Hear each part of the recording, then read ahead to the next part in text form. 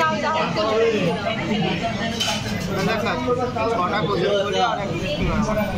সিমা খাবো না আমি বসছি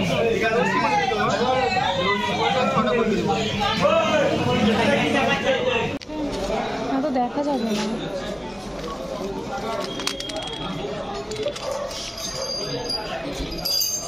এটাও বেশ সুন্দর দেখতে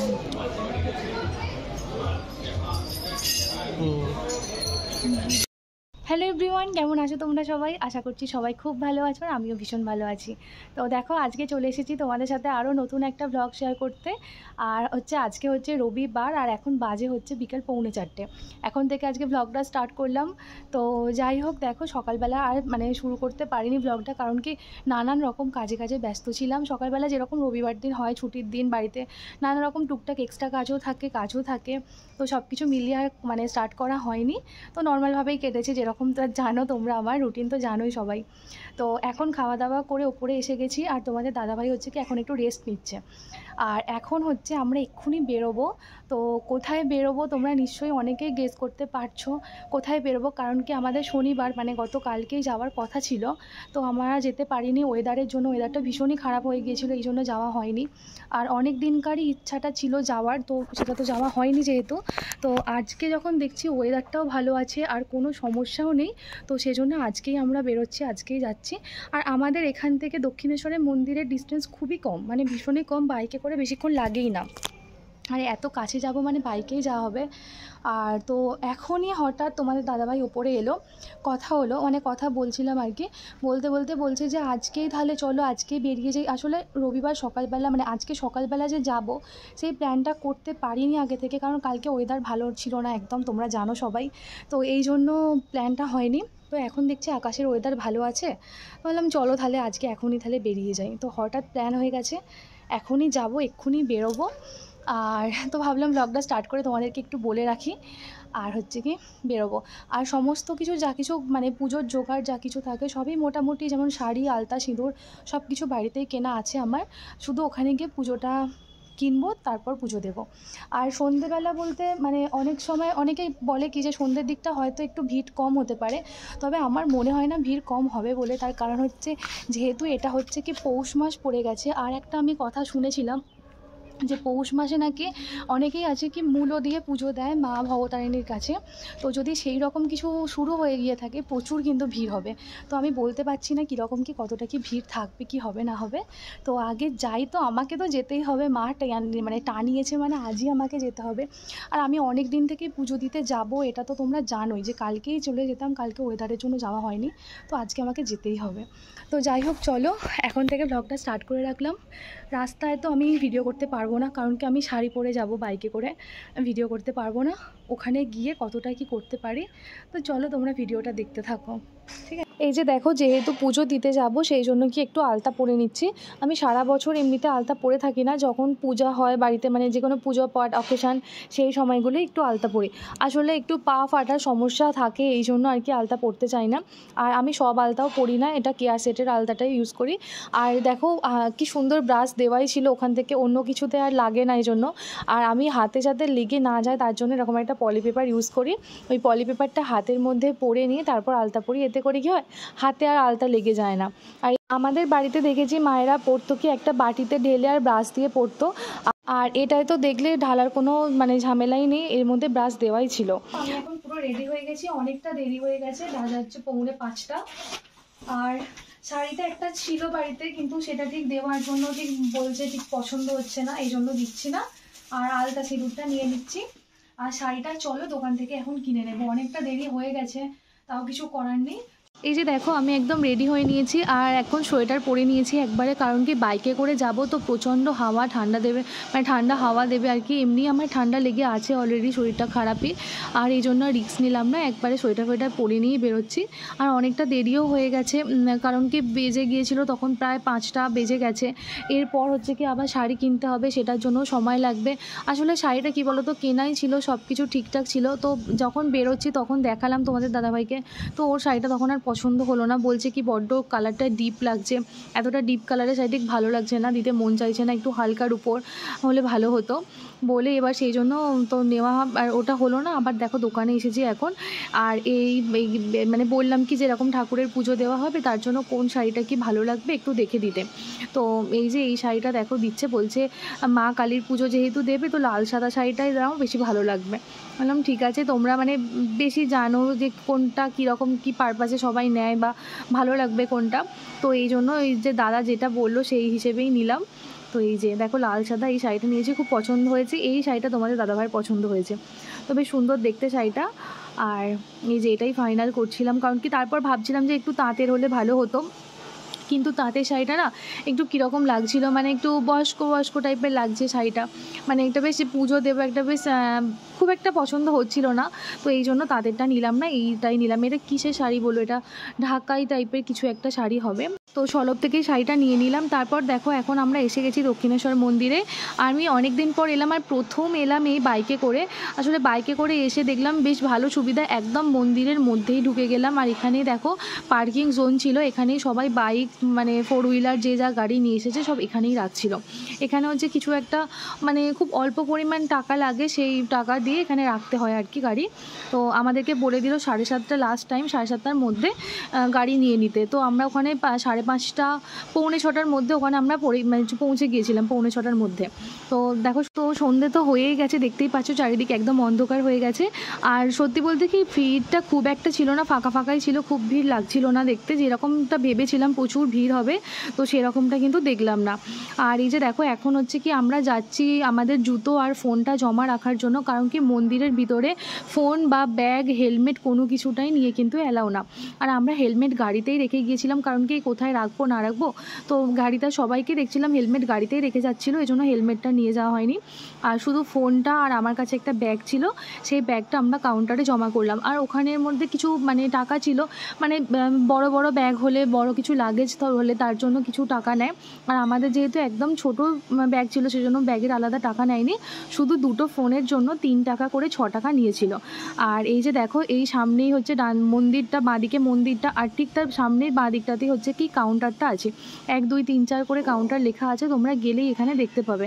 জুতো ফোন ব্যাগ সমস্ত কিছু এখানে রাখতে হয়, তো সব মানুষরা রাখছে। এই যে দেখো মন্দিরটা দেখতে পেয়েই মনটা যেন কি শান্তি হলো। মানে অনেক দিন পরই আমি গেলাম, তো যাওয়াই হয়নি, এত কাছে তাও কেন জানি না যাওয়া হয়নি, কোনো কারণে হচ্ছিল না। তোমাদেরকে তো বলেইছি সব কিছু আগের ব্লগে। তো এসে গেছি এখন, মানে এসে খুব মনটা শান্তি পেলো, খুব ভালো লাগলো ফার্স্ট দেখেই। আর এই যে দেখো এখন আমরা কাউন্টারে এসে গেছি, এখানেই সব কিছু রাখার জন্য আসছিলাম। তাও এখানেও প্রচুর ভিড় ছিল। সন্ধ্যের দিকটা ভাবছিলাম কি হয়তো ভিড়টা একটু কমই থাকবে, ভিড় পুজো দিতে গিয়ে দেখলাম কম, অনেক মানুষ গেছে, তো পুজো দেওয়া হয়ে গেছে, তারপর সন্ধ্যের সময়টা এখানে টাইম কাটাচ্ছে বসে আছে, এই জন্য একটু বেশি বেশি বাইরেটা ভিড় লাগছে, তবে ভিতরটা বিশেষ ভিড় লাগেনি। আর আমাদের আরেকটু কী হয়েছে, দেরি হয়ে গেছে, তো যত মানে শেষের দিক হচ্ছে তত মানুষজন তো সব পুজো দিয়ে চলে যাচ্ছে, ওই জন্য কি ভিড়টা আরেকটু কম কম মনে হচ্ছিলো। তো দেখো এখানে আমরা জুতো ফোন সব কিছু রেখে চলে গিয়েছিলাম গঙ্গার পাড়ে। গঙ্গার ওখানে গিয়ে একটুখানি মাথায় গঙ্গা জল দিলাম, হাত মুখ ভালো করে ধুয়ে নিলাম। তারপর এসেছিলাম ওখানে ওই যে ডালা আর্কেট যে থাকে না, ওখান থেকে পুজো নিলাম। আর বললাম তো শাড়ি আলতা সিঁদুর সব নিয়ে গিয়েছিলাম, শুধু পুজোর প্রসাদ মানে যেটা দিতে হয় আর কি, যে পুজোর ডালা, সেটা ওখান থেকে নিয়ে নিয়েছিলাম। আমরা 150 টাকার পুজো নিয়েছিলাম। তোমাদেরকে তো কিছুই দেখাতে পারলাম না, কারণ কি ফোনটা যেহেতু জমা করে দিয়েছিলাম, এই জন্য ভিতরে গিয়ে বেশিক্ষণ লাইন দিতে হয়নি, আধ ঘন্টা মতো লাইন দিয়েছিলাম, তারপরেই হয়ে গেছিলো। আর আমরা এত সুন্দর দর্শন করেছি, মানে তোমাদেরকে কি বলবো, সত্যি মানে পুরো মনটা অন্যরকম হয়ে গেল। মানে মাকে দেখে, মায়ের মূর্তি দেখে না আমাদের মনটাই কীরকম হয়ে গেল, কোনো কিছু বলতেই পারলাম না, শুধু দেখলাম, নমস্কার করলাম, চলে এলাম, এরকম একটা ব্যাপার হলো, মনে হলো। তো ভীষণ ভালো লেগেছে, একদম মনটা সত্যি শান্তি পেয়ে গেছে একদম। মায়ের যে মন্দিরের চূড়াটা বাইরে থেকে দেখাই যাচ্ছে, দেখতেই পাচ্ছ, ওই মন্দিরের একদম ডান দিকে আছে কি 12টা আটচালা মতন আছে, তোমরা অনেকেই জানো যারা আছে।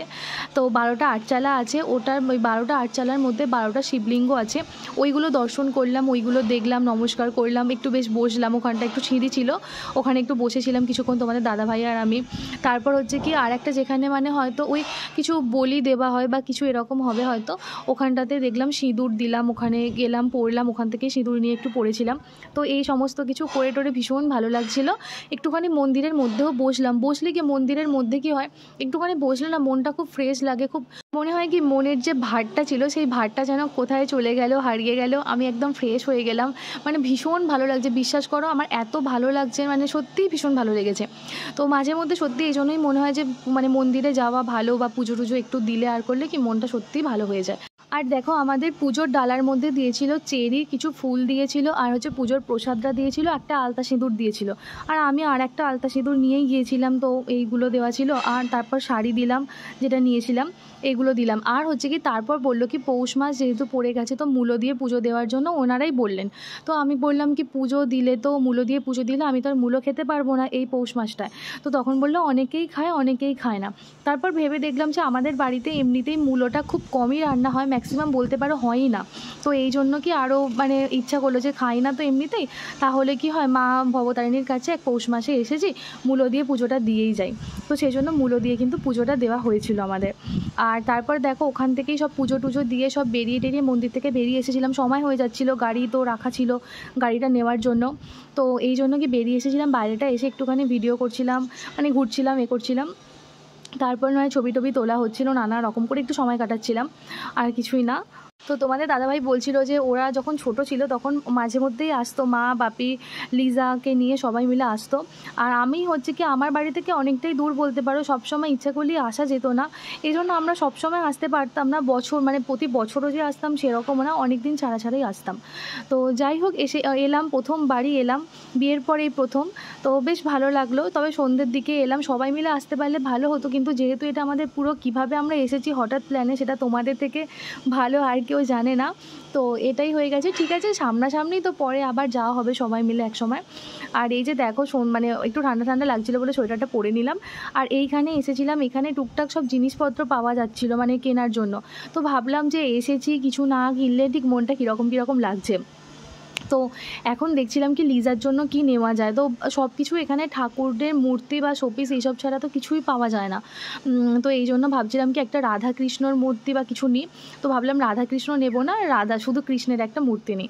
তো কৃষ্ণর একটা মূর্তি মানে শোপিস টাইপের নিয়েছিলাম। আর দেখো এখন যেগুলো আমি হাতে করে দেখছি এগুলো সব পিতলের, কি সুন্দর দেখতে ছোট্ট ছোট্ট জিনিসগুলো, মানে বিভিন্ন রকমের শোপিস টাইপের বলতে পারো, ঠাকুরের দেবদেবীর মূর্তি রয়েছে আর রয়েছে। তো আমি আর নিজের জন্য এরকম একটা শোপিস নিয়েছিলাম ছোট্ট, আর লিজার জন্য একটা কৃষ্ণের মূর্তি নিয়েছিলাম। আর তারপর ওখান থেকে বেরিয়ে দেখো এখানে একটা বিশাল বড় ফুড প্লাজা রয়েছে। আর এই ফুড প্লাজার মধ্যে কি তোমাদের দাদাভাই বলছে এখানে নাকি হিঙের কচুরি বিখ্যাত, ভীষণ ভালো হিঙের কচুরি পাওয়া যায়। তো আমি তো কোনোদিনও এর আগে বলছি খাওয়া হয়নি, কোনোদিনও খাইনি। তো এলাম যে দেখি কীরকম কী খেতে। এমনি দুপুরে খাওয়া দাওয়া করে গেছি, আবার রাতে বাড়ি এসে খাবো, তো ইচ্ছা খুব একটা ছিল না, কিন্তু বলছে আর আমিও সত্যি কোনোদিনও খাইনি। আর বলছে এটা নাকি একদম ফেমাস, যারা আসে এখানে পুজো দেওয়ার পর আর কি এখান থেকে কিছু খেয়ে যায়।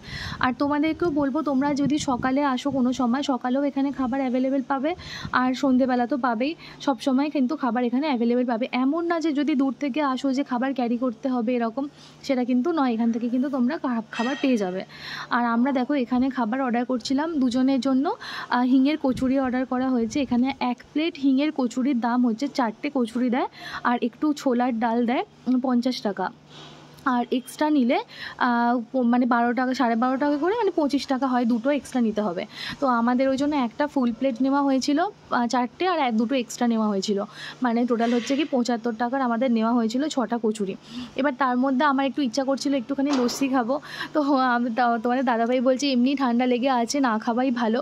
তারপরও বললো ঠিক আছে খাবে, কিন্তু তারপর গিয়ে দেখলাম কি যে লস্যিটা খুব একটা ভালো লাগছে না খেতে, মানে দেখতে খুব একটা ভালো লাগছে না। এই জন্য ভাবলাম খেতে হয়তো খুব একটা ভালো নাও হতে পারে, এই জন্য আর খেলাম না। তো এই শুধু হিঙের কচুরিটাই খেলাম। তো অনেক কিছুই কিন্তু খাবার পাওয়া যাচ্ছিলো, হিঙের কচুরি, সিঙ্গারা, ইডলি, ধোসা, বিভিন্ন রকমের চা, কফি, এগুলো কিন্তু পাওয়া যায়, লস্যি, এগুলো কিন্তু পাওয়া যায়।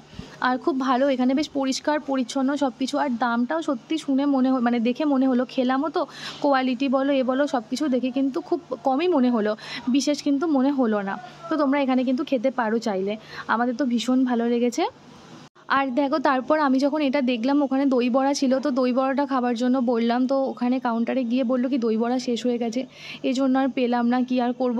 তো কিছুই আর নিলাম না এক্সট্রা করে কিছু। তারপর তো ভাবলাম যে লস্যিটা, কিন্তু বললো লস্যিটা খুব একটা ভালো না, এই জন্য কিছুই আর নেওয়া হলো না, শুধু হিঙের কচুরিটাই খাওয়া হয়েছিল। তবে খেতে বেশ খুব সুন্দর ছিল খেতে, আর দামটাও তো বললাম একদম ঠিকঠাক, খুব ভালো ছিল। আর সবথেকে বড় কথা কি প্রচুর লোক ছিল, আর এখানটা না সত্যি খুব পরিষ্কার পরিচ্ছন্নর মধ্যে খুব ভালো, বেশ ভালো লাগছিল। এখন দক্ষিণেশ্বর যাওয়াটা ভীষণই ইজি হয়ে গেছে, মানে শুধু মনে ইচ্ছা থাকলেই হবে, যাওয়া বলো ওখানে খাওয়া বলো সব কিছুটাই কিন্তু খুব সহজ হয়ে গেছে। আমার মতো যারা আছো অনেক দিন থেকেই পুজো দেবো দেবো করেও দিতে আসতে পারছো না, তোমরা কিন্তু এখন আসতে পারো, যেহেতু পৌষ মাস পড়ে গেছে, মূলো দিয়ে পুজো দিয়ে যেতে পারো। আমার মতো তোমাদেরও মনটা এরকম ফ্রেশ হয়ে যাবে, হালকা হয়ে যাবে, আর ভালো লাগবে, আবার নতুন করে কাজে মন দিতে পারবে। এখান থেকে আমরা খেয়ে বেরিয়ে পড়েছি, এখন বাইক আনতে যাচ্ছি, এরপর আমরা হচ্ছে কি বাড়ির জন্য বেরোবো। তো আজকের ব্লগটা এইটুকুই ছিল, আজকের ব্লগটা এখানেই শেষ করছি। কীরকম কী লাগলো অবশ্যই কমেন্ট বক্সে জানাবে। যদি এখনও পর্যন্ত চ্যানেলটা সাবস্ক্রাইব করা না থাকে, প্লিজ চ্যানেলটা একটু সাবস্ক্রাইব করে দিয়ে পাশে থাকা বেল আইকনটা অল করে দিও। দেখা হবে পরের ব্লগে, ততক্ষণ পর্যন্ত তোমরা সবাই খুব ভালো থেকো, সুস্থ থেকো আর সাবধানে থেকো।